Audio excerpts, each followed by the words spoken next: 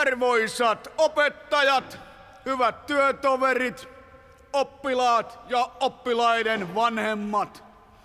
Tervetuloa perinteiseen kuusijuhlaamme. Sami. Kulunut syyslukukausi on ollut raskas. Koulun puutyösiiven pitkään jatkunut remontti on haitannut teknisten töiden opetusta.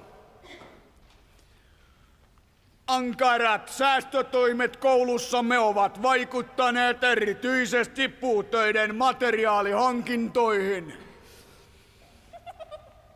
Harvinaisen pitkä kaamos, Sami. Aika on osaltaan ollut antamassa meille paineita.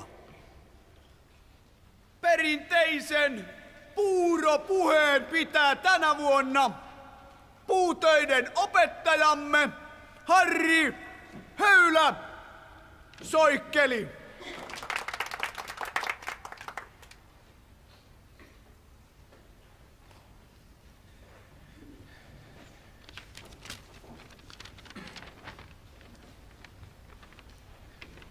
Rakkaat oppilaat, arvoisat opettajat, hyvät oppilaiden vanhemmat. Takana on taas työntäyteinen syksy ja tuloksia on saatu. Olemme joutuneet puurtamaan lähes sietämättömän paineen.